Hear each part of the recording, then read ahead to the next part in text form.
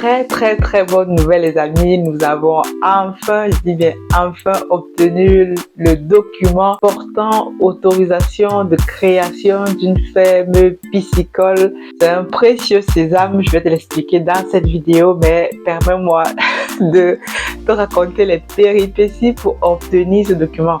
Donc c'est un document officiel de l'État du Cameroun que je te montre là.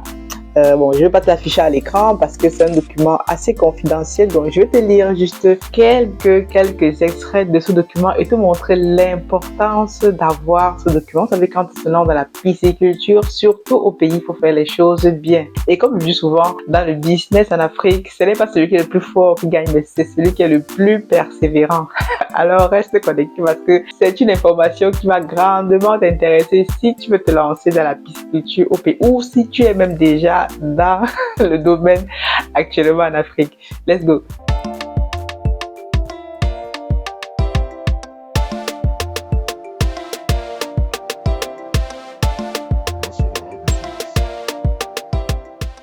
Bienvenue sur Masora Business. Vraiment, je suis très heureuse aujourd'hui. Je ne sais même pas par où commencer. Donc ça, c'est le prix de la détermination, c'est le prix du travail et de la patience. Quand je parle souvent sur cette chaîne de la détermination, la patience, etc., surtout lorsqu'on investit au pays, dans le continent Cameroun, parce que là-bas, c'est un autre monde. Quand vous investissez en Côte d'Ivoire, au Sénégal, tout ça, ouais, les Sénégalais de me tuer pas ou les Ivoiriens de me tuer pas. Mais quand vous investissez dans d'autres pays, hors le continent, même comme nous-mêmes sommes originaires, je vous dis pas la croix et la bannière. Tous ceux qui investissent au Cameroun peuvent témoigner. Et donc, moi, je vous montre tous les jours, from scratch, comment je fais pas à pas, parce que je veux que quelqu'un demain qui veut se lancer dans la pisciculture, ne connaît rien du tout, il prend une formation chez nous, il prend un accompagnement, on lui montre from scratch comment aller en lui évitant les multiples pièges que je vous donne souvent et les informations capitales à avoir parce que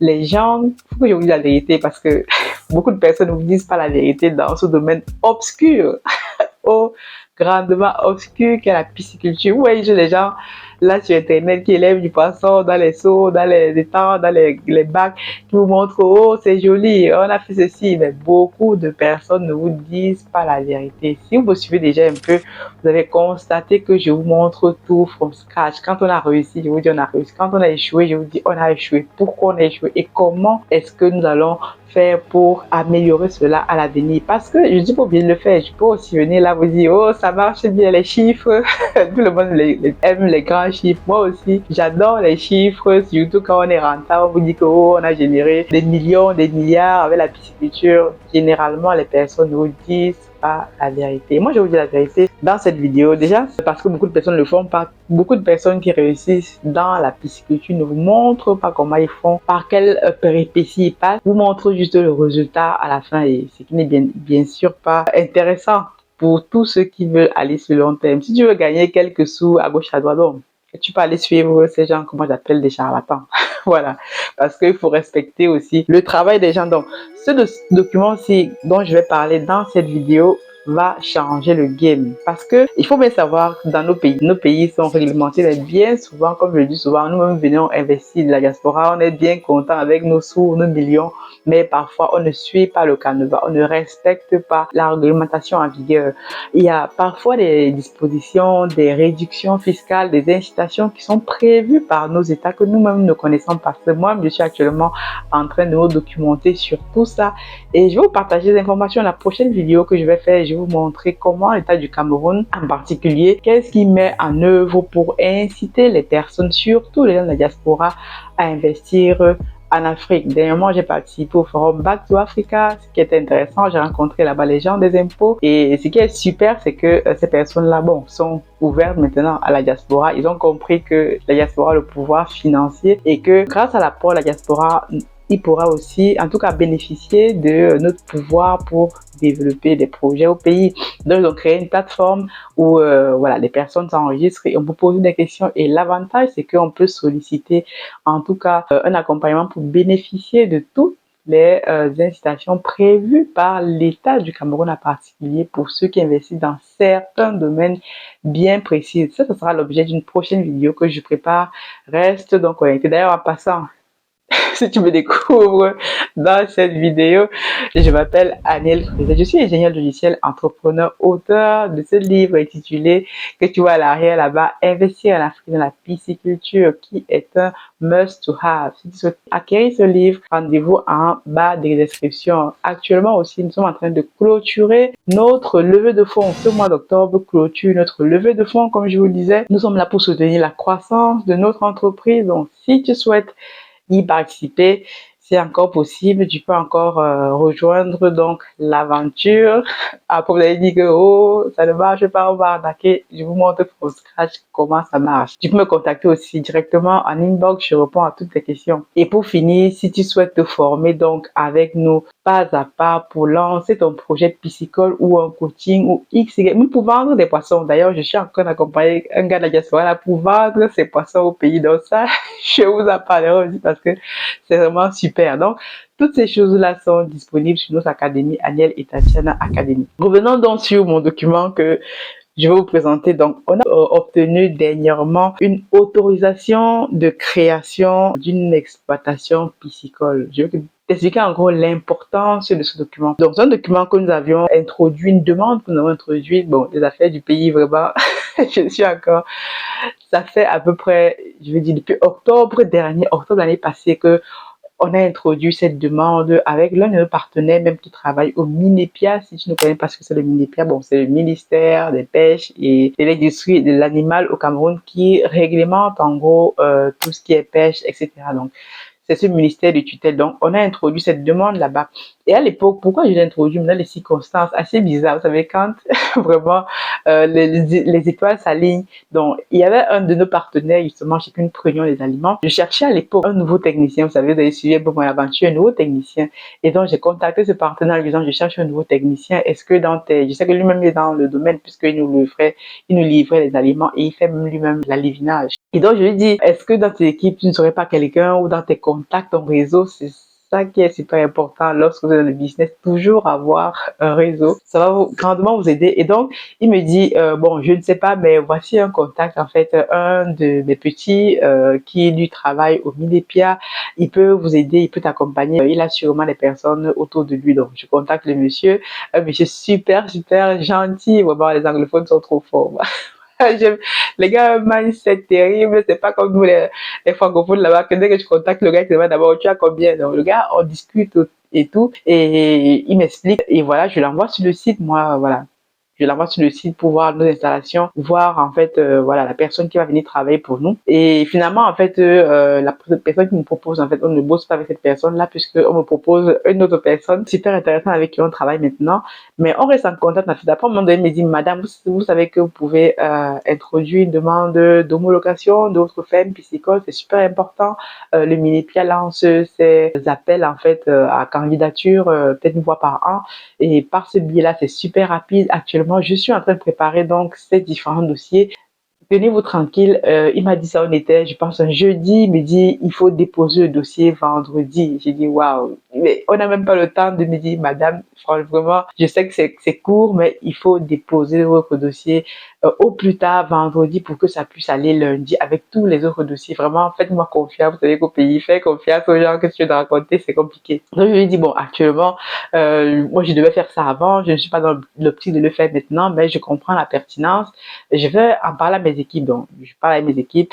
On décide que ça peut être intéressant de s'y lancer, surtout que c'est une opportunité. Donc, parce que faut bien comprendre que le chemin normal, quand vous voulez faire ce type de document-ci, que je vais vous lire dans un instant, le chemin normal pour avoir ce document, il faut déposer une demande à la sous-préfecture. La sous-préfecture de votre lieu où est votre ferme envoie la demande au préfet, qui lui m'envoie la demande je ne sais où, qui va après chez le ministre. C'est un truc qui peut prendre même 10 000 administrations. Et comme vous savez, dans nos pays, à chaque administration que tu arrives, il faut payer. Chaque fois que tu arrives, on te dit que, oh, madame, votre dossier est bloqué, il faut payer. Donc, il m'a dit que si vous allez faire ça en procédure normale, ça va vous coûter plus cher et ça va me prendre encore plus longtemps. Donc là, vous avez la possibilité de le faire maintenant et voilà quoi. Donc c'est une opportunité. J'ai dit ok, bon, je n'avais pas les sous à ce moment-là. Bon, j'ai quand même dit on va essayer de tout faire pour lancer le dossier. Donc je lui fais confiance. Il me donne un prix. On discute. Les gars disent non mais madame là c'est déjà bon. Donc le gars il nous a monté tout le dossier de A à Z. Vous savez, je n'avais même pas le temps de dire comment. Il m'a dit donnez-moi toutes les informations. Je vous montre le dossier. Et voilà quoi, vous allez juste voir parce que voilà, j'ai vu ce que vous faites et c'est vraiment intéressant. J'aimerais bien vous accompagner. Donc, on monte le dossier ensemble. C'était de partenaires même n'était pas forcément chaud, mais j'ai dit bon voilà, c'est une opportunité. Allons-y, on va voir de toute façon qu'est-ce qu'on a à perdre. Donc, on monte le dossier. Il monte le dossier, il écrit tout un dossier de plusieurs pages, au moins une vingtaine de pages et tout, avec les plans, les machins, les trucs, ok. Et ça part. Et quelques mois après, il nous dit, bon, on paye tout ce qu'il faut payer. Il nous dit, le dossier va arriver chez ce qu'on appelle au ministère des Mines, qui vont venir sur votre site, regarder comment est-ce que vous utilisez l'eau, etc. Donc, c'est la procédure. Donc, voilà.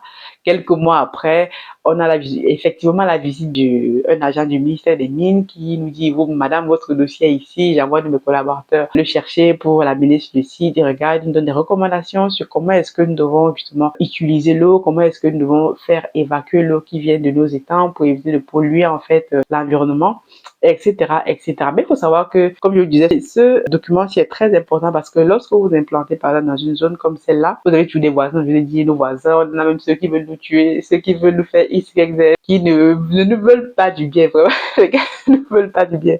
Donc, les gens vont venir vous dire, non, non, vous exploitez mon marécage, faites ici. D'autres ont même dit qu'on était en train d'empoisonner, que l'autre empoisonnait, je sais pas moi, les populations, je ne sais pas. Les gens, ils sont venus vérifier, ils ont constaté effectivement le contraire parce que les gens, comme je vous dis, quand ils veulent votre bon, des gens qui sont médiocres, eux, de venir travailler avec vous, prennent tout prétexte pour aller vous salir. Donc, ils sont allés dire ça là-bas, je ne sais pas qui, mais justement, à ce moment-là, quand les gens du ministère des Mines sont descendus, on constaté effectivement que notre gestion de l'eau était optimale. Donc, c'est super important. Quand je vous dis souvent qu'il faut gérer l'eau, la gestion de l'eau optimale dans un site piscicole, que vous soyez en zone urbaine, c'est qui est encore pire parce que là, vous êtes à côté des populations, vous devez savoir comment recycler ou quand vous renvoyez votre eau des bassins directement dans la nature, là, c'est problématique. Donc, il faut réfléchir à toutes ces choses-là. Donc, nous sommes en étang, donc on a la possibilité de renvoyer notre eau dans la nature. Et même quand on la renvoie dans la nature, ils nous ont conseillé de faire dans ce bassin de rétention que je vous expliquais dernièrement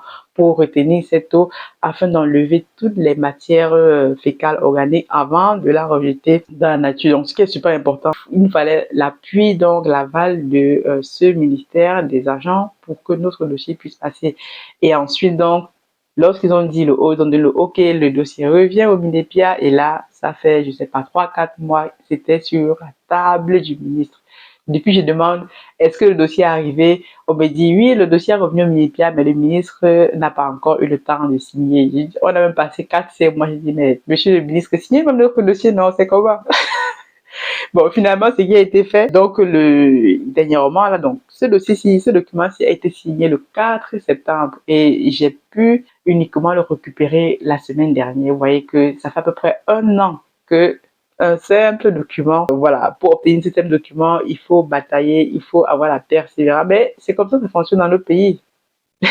C'est comme ça. Donc, il faut tout simplement jouer avec les règles. Donc, on ne peut pas aller. Nous, on a encore eu la chance que ce dossier est sorti, mais d'autres personnes, parfois, ça reste dans les bureaux. Il faut donner les bacs-chiches, il faut payer. Donc, franchement, encore big up à ce monsieur. Je ne vais pas le citer ici, mais franchement, il nous a accompagnés de ouf. Et d'ailleurs, c'est là où intervient donc aussi sa compétence pour tout ce qui au pays, au Cameroun, veulent créer leur ferme piscicole. Ce document-ci est un must to have. On peut vous accompagner à l'obtenir, pas forcément à des coûts faramineux parce que les gens vont vous taxer, vous taxer, vous taxer. Nous, il nous a pris un prix vraiment, vraiment raisonnable comparé à ce qu'on aurait pu payer parce que j'ai discuté avec d'autres personnes qui me disent ce qu'ils ont payé. J'ai dit waouh. Bon, sans plus tarder, je vais vous lire ce document si je vais sortir par là pour que les petits malins qui pensent que nous sommes en train de rigoler depuis là, maintenant, l'État du Cameroun même a dit que Madame Agnès a l'autorisation de créer votre ferme piscicole. Donc, ne venez plus rigoler avec moi. Vous dites que oh, vous êtes en train de jouer. Non, Africa Food aujourd'hui est à l'autorisation et nous allons continuer comme ça à récupérer fait la demande de tous les documents qu'il nous faudra pour être réellement implanté dans les normes. Parce que les gens nous voient évoluer, mais quelqu'un va toujours chercher la petite bête pour venir vous dire que oh, vous avez fait... Non. En tout cas, donc le document dit décision, finalement je ne vais pas vous lire ce document. Décision, ok, donc on a là le numéro 00 machin, je donne pas ça, voilà, du numéro du dossier. Vous pouvez le retrouver même au niveau du Minepia. Si on va à ce numéro de dossier, on va nous retrouver. Donc là, c'est Minepia avec //. Donc, décision portant autorisation création d'une exploitation piscicole. Le ministre de l'élevage, des pêches et des industries animales. Donc ça, c'est le Minepia. Après, il y a vu la constitution, la loi ici. Je ne vous lis pas tous les petits, les décrets, etc. qui sont marqués. Donc, décide. Je commence à décide. Article 1. Regarde, article 1. Madame Aniel Assive. Bon, ça, c'est mon nom de jeune fille. Promotrice de l'exploitation piscicole dénommée Africa Food Industries est pour compter de la date de la signature de la présente décision autorisée à créer une exploitation piscicole dans la localité de Okoa-Maria, arrondissement Bankomo, département de la Mofu, à Kono, région centre, on liste tout ça, super important. Article 2, Madame Aniel Assive est tenue, et là, ça devient très intéressant, de veiller à ce que son exploitation n'entrave ni la quantité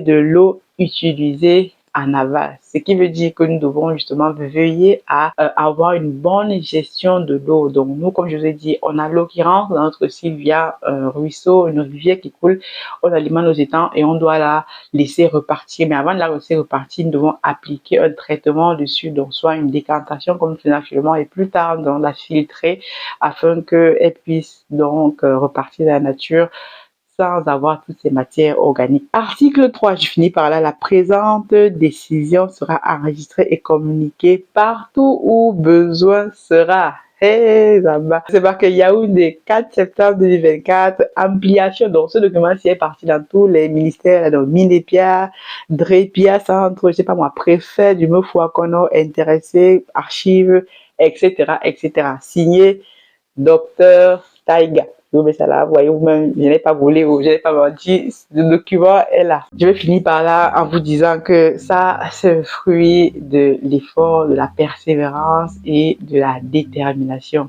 Si tu aussi souhaites justement avoir ce type de document, comment est-ce qu'on fait pour l'avoir? En tout cas, une seule adresse, contacte-nous et je ferai un plaisir tout simplement de t'accompagner pour obtenir ce document. C'est super important parce que dans la prochaine vidéo, je vais t'expliquer comment ce document va t'aider à aller lever des fonds auprès des banques sur place, monter les dossiers de financement, monter les dossiers de subvention internationale, monter ce que nous sommes en train de faire actuellement. En tout cas, reste connecté. Je vous dis à très bientôt. God bless.